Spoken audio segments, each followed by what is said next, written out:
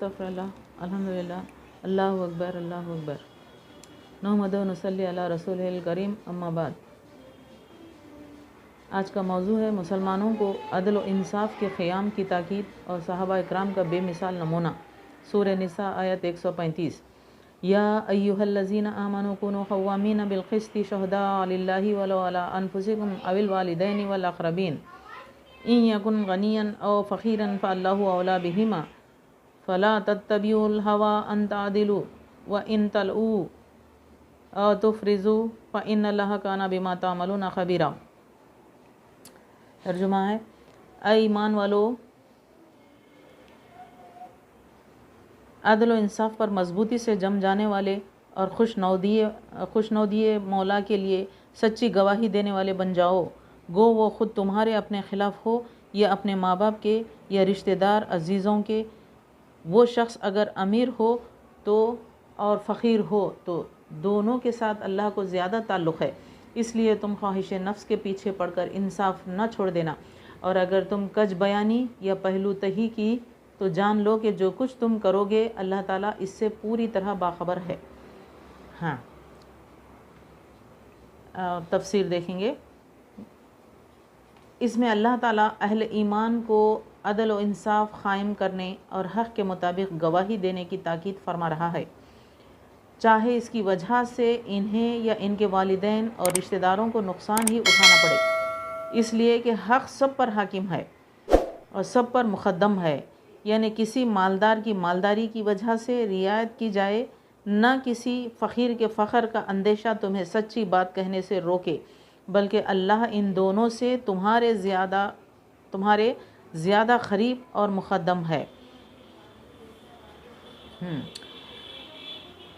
यानी ख्वाहिश नफ्स, असबियत या बोझ तुम्हें इंसाफ करने से न रोक दे। जैसे दूसरे मुकाम पर फरमाया, वला यजरिमन्नकुम शनाफ़ु क़ौमिन अला अल्ला तादिलु अल-माइदा, सूरह अल-माइदा है 8वीं आयत।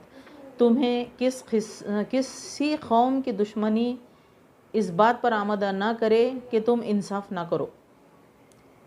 तलऊ से जो तहरीफ यानी लफ्ज़ बदल कर लिखा जाना, एक ऐसा लफ्ज़ आया है इसमें तलऊ, क्या मतलब है इसका?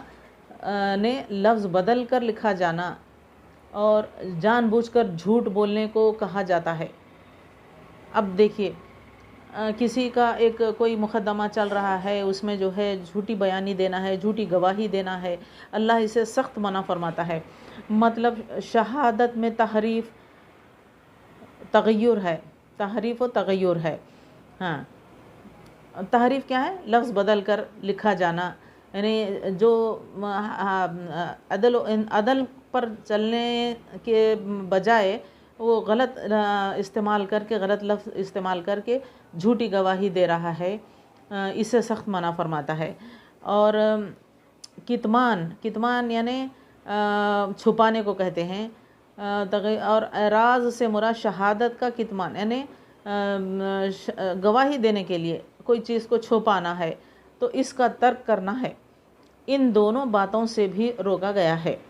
देखिए, गवाही आपको कोई भी आपके रिश्तेदारों को नुकसान भी पहुंचाने वाला एक खौफ आपके अंदर हो रहा हो, अगर हम इनको कुछ बोलें, हमारे रिश्तेदार, उनके रिश्तेदार करीबी हैं, अब वो कहीं मेरे माँ बाप को वो तकलीफ़ देंगे, तो इस तरह से एक खौफ पैदा करके लोग जो है झूठी गवाही दे देते हैं, मेरे लोग को बचा लेना नहीं तो मैं परेशान हो जाऊंगा। वो इस तरह हरगिज़ नहीं करना चाहिए। इस आयत में अदल व इंसाफ की ताकीद और इसके लिए जिन बातों की ज़रूरत है इनका एहतमाम करने का हुक्म दिया गया है।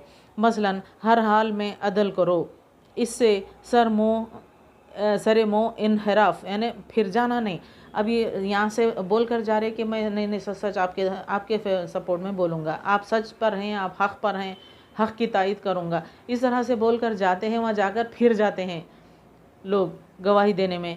तो ऐसा ना करो। किसी मलामत गिर की मलामत और कोई मुहर्रिक यानी कुछ लोग जो है उकसाते भी हैं, बोलो बोलो क्या होता है, बोलो तो मामला बन जाता है, तो बोल के निकल जाओ, हमको उनको जिताना है, इनको हराना है।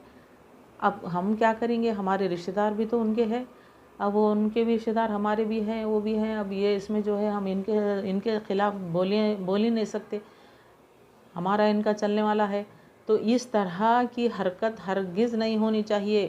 اکساتے ہیں لوگ، ایسا بولو، ایسا بولو، ایسا بولو، گواہی دینے کے وقت میں، یہ ہرگز نہیں ہونی چاہیے اور اس میں رکاوٹ نہ بنے۔ اکسانے محرک کوئی اور محرک اس میں رکاوٹ نہ بنے، یعنی اکسانا نہیں چاہیے، بلکہ اس کے قیام میں تم ایک دوسرے کے معاون اور دست بازو بنو۔ اللہ تعالیٰ اتنی سختی سے پابند کر رہا ہے اپنے بندوں سے کہ کبھی ایسی حرکتیں نہ کرو جو حق کے خلاف جاتی ہو بات، عدل پر قائم رہو۔ ایسے کئی واقعات ہیں، لوگوں کے شادیاں تک ٹوٹ جاتے ہیں، لوگ اپنے مقاصد کو پورا کرنے کے لیے جھوٹی جھوٹی گواہیاں بناتے ہیں، یا پھر بچیوں کو، بہوؤں کو اپنے الزامات ڈال کر گھر ان کے میکے چھوڑاتے ہیں اپنے مقاصد پورے کرنے کے لیے۔ تو یہ سارے جو ہے معاشرے کو بھی بگاڑ دیتی ہیں اور اللہ بھی اس سے ناخوش ہے۔ اللہ سختی سے منع کرتا ہے کہ یہ حرکتیں ہرگز نہیں ہونی چاہیے، صرف اللہ کی رضا تمہارے پیش نظر ہو، کیونکہ اس صورت میں تم تحریف، تبدیل، یعنی بدل کر لکھنا یا بولنا اور چھپانا، یہ تمام یہ جو ہے کتمان سے گریز کرو گے۔ اگر ان تمام چیزوں سے ہم پرہیز کرو گے تو تمہارا فیصلہ عدل کی میزان میں پورا اترے گا، تمہارا فیصلہ عدل کے میزان میں، یعنی اب تول رہے ہیں کہ حق کی بات کون کون کر رہے، ادھر سے تو بہت سارے لوگ ان کے حق کی بات کر رہے ہیں، ایک دو تین ہے جو ان کے خلاف جا رہے ہیں، تو عدل کا ہی کامیابی ہوگی۔ تو یہاں پر کیا ہے؟ تمہارا فیصلہ عدل کے میزان میں پورا اترے گا۔ عدل و انصاف کی زد اگر تم پر، یعنی عدل اور انصاف کے اگینسٹ میں اگر آپ جا رہے ہیں، اس کے اپوزٹ میں جا رہے ہیں، زد میں، تو اگر تم پر یا تمہارے والدین پر یا دیگر قریبی رشتہ داروں پر بھی پڑے اس کا اثر، تب بھی تم پرواہ مت کرو اور اپنی اور ان کی رعایت کے مقابلے میں عدل کے تقاضوں کو اہمیت دو۔ کسی مالدار کی اس کی تونگری کی وجہ سے رعایت نہ کرو۔ اب انہیں مالدار ہے، پیسے والا ہے، اگر ہم اس کے خلاف بولیں گے، اس کو ساتھ دیں گے تو یہ ہمارا دینا لینا بند کر دیں گا، ہم قرض وغیرہ لیتے رہتے نا اس سے، تو یہ بند کر دے گا، ہمارا نقصان ہوگا، اس طرح کی بھی سوچ لاتے ہیں لوگ۔ اس کے ساتھ اچھے رہو، اس کا حق پر اس کے صفائی پیش کریں گے، اس کے تائید میں رہیں گے تو ہم کو فائدہ کیا ہے اس سے؟ یہ دیکھ رہے ہیں اللہ کہاں پر راضی ہو رہا ہے، اللہ کی رضا کو تلاش کرو۔ کسی مالدار کی اس کی تونگری کی وجہ سے رعایت نہ کرو اور کسی تنگ دست کے فخر سے خوف مت کھاؤ۔ اب یہ غریب ہے، اس کو ساتھ دینے سے ہم کو کچھ ملنے والا نہیں ہے، چھوڑ دو اس کو، حالانکہ وہ حق پر ہے، کیونکہ وہی جانتا ہے کہ ان دونوں کی رہبری کس میں ہے۔ اب اللہ ہی بہتر جانتا ہے رہبری کس میں ہے، تم ان کا ساتھ دیں گے یا ان کا ساتھ دیں گے۔ جو جھٹلا رہا ہے، چھپاتا ہے، غلط بیانی کرتا ہے، جھوٹی گواہی دیتا ہے، اللہ اس کی رہبری کرے گا کیا؟ نہیں، ہرگز نہیں۔ تو یہاں پر کیونکہ وہی جانتا ہے کہ ان دونوں کی رہبری کس میں، فیصلے میں خواہش نفس، عصبیت اور دشمنی آڑے نہیں آنی چاہیے۔ کسی کی طرفداری کرنا، دشمنی ہے ان سے، ہم کئی کو ان کا ساتھ دینا، حالانکہ وہ حق پر ہے، تو ایسے وقت میں جو ہے یہ تمام چیزیں دماغ میں نہیں لانی چاہیے کہ ہماری ان کی دشمنی ہے، یہ ہمارے رشتہ دار نہیں ہیں، وہ غیر ہے، وہ ہے، ہم کو اس سے فائدہ ہے، اس سے فائدہ، یہ تمام چیزوں کو چھوڑ دو۔ صرف حق کیا ہے، آنکھوں سے آپ دیکھے ہیں، یہ حق بات یہ ہے، اب اس کی تائید کرنا چاہیے، یہ وہ چاہے وہ دشمن ہو یا کوئی بھی ہو، لیکن وہ حق پر ہے۔ تو اللہ اس سے راضی ہوتا ہے، بلکہ ان سب کو نظر انداز کر کے بے لاگ عدل کرو۔ عدل کا یہ اہتمام جس معاشرے میں ہوگا وہاں امن و سکون اور اللہ کی طرف رحمتوں، اللہ اور برکتوں کا نزول ہوگا۔ دیکھیے، اگر جو عدل کا اہتمام کرتا ہے، عدل و انصاف کی بات کرتا ہے، ایسے کئی رشتے ٹوٹتے ٹوٹتے بچ بھی گئے ہیں، لوگ جو ہے ڈر خوف سے جو ہے اپنے لوگوں کو یا اپنے شوہروں کو اپنے تک بیماری کے بارے میں یا آپریشن ہوا ہے کچھ ہوا ہے تو ڈر کے نہیں بتاتے. باہر پردیس میں رہتا ہے شوہر تو بعد میں وہ ان کے گھر والے جو ہے ان کے ساتھ ایسا سلوک کرتے ہیں. وہ بچی ارے ابھی تک تو فون نہیں اٹھا رہی ہے, کر رہی نہیں, پتہ بھی نہیں اس کا اچھی نہیں ہے, اخلاق کی نہیں ہے, بچی چھوڑ دو دوسری شادی کریں گے, وہ فون ہی نہیں اٹھا رہی نا. تو اصل وہ بات کے اصل مدعے کو پہچانتے ہی نہیں, وہ کیا ہے کیوں کر رہی ہے, تحقیق بھی نہیں کرتے لوگ, ایسا قدم اٹھا دیتے ہیں. بعد میں پتہ چلتا ہے کہ نہیں اس کا ایک آپریشن ہوا تھا اسی وجہ سے وہ ایڈمٹ تھی. پھر بعد میں پتہ چلتا ہے کہ ارے مجھے معاف کر دو, میں اتنا بڑا قدم اٹھانے جا رہا تھا, دیکھو ایسا ہو گیا, تمہارے بارے میں ان سے پتہ چلا ان سے پتہ چلا. بہرحال جو ہے زندگی بن بھی جاتی ہے, کبھی ٹوٹ جاتی ہے, کبھی بن جاتی ہے, اللہ چاہے تو بہت کچھ ہے اس میں. لیکن عدل بہت بڑی چیز ہے, عدل کی تائید لینا, انصاف رہنا ہر انسان میں رہنا چاہیے. اللہ تعالیٰ کی بھی ایک صفت ہے یہ, اللہ تعالیٰ کی صفت کیا ہے, منصف ہے, وہ انصاف پسند ہے. تو اس کو ہم نظر انداز کر کے اپنے مفاد کے لیے اپنے فائدے کے لیے جو ہے لوگوں کو غلط بیانی سے کسی کو انصاف کے راستے سے ہٹا کر جو ہے اس کو مجرم بنا دینا, حالانکہ وہ بہت ہی نیک تھا, حق پر تھا, اس کو غلط فیصلے لینا یہ بہت بری بات ہے. اور برکتوں کا نزول ہوگا, یہاں دیکھیے اللہ کی طرف رحمتوں اور برکتوں کا نزول ہوگا. صحابہ کرام نے اس نقطے کو بھی خوب سمجھ لیا تھا. چنانچہ حضرت عبداللہ بن رواحہ کی بابت آتا ہے کہ رسول اللہ نے انہیں خیبر کے یہودیوں کے پاس بھیجا کہ وہ وہاں کے پھلوں اور فصلوں کا تخمینہ لگا کر آئیں. اب دیکھیے یہاں پر یہ ایک صحابی تھے, آپ کو جو ہے خیبر کے یہودیوں کے پاس بھیجا گیا اور وہ ٹیکس لگا کے آؤ پھلوں کا اس کا.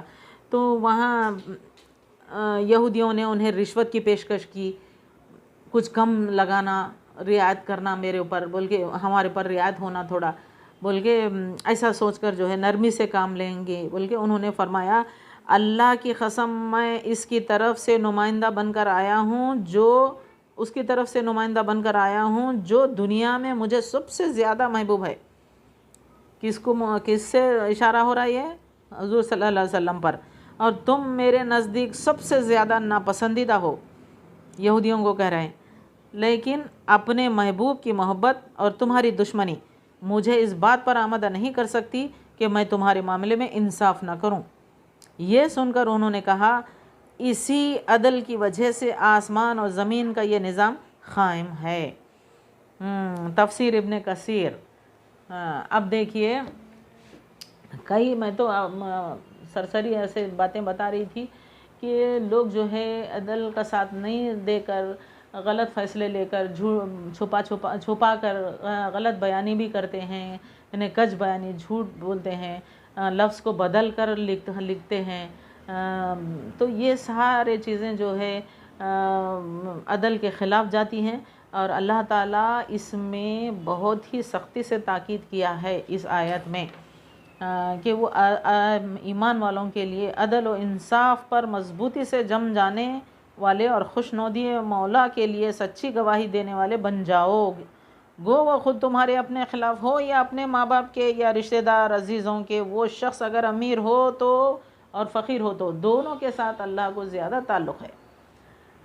اس لیے تم خواہش نفس کے پیچھے پڑ کر انصاف نہ چھوڑ دینا. اگر تم کج بیانی یا پہلو تہی یعنی کسی کے فیور میں غلط بھی ہے تو اس کے طرف پلٹ جا رہے ہیں, پھر کر جو ہے اس کا ساتھ دے رہے ہیں, کج بیانی جھوٹے باتیں بتا رہے ہیں, جھوٹ بول رہے ہیں, غلط بیانی کر رہے ہیں, تو یہ جان لو کہ جو کچھ تم کرو گے اللہ تعالیٰ اس سے پوری طرح باخبر ہے.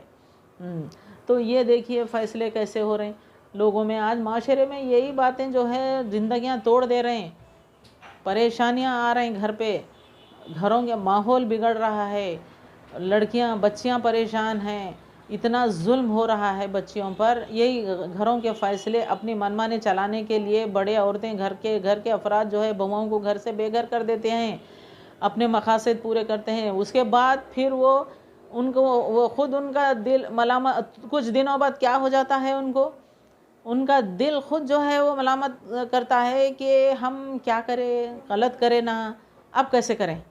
وہ سکون نہیں رہتا. اللہ کی رحمتوں سے محروم ہو جاتے ہیں یہ لوگ.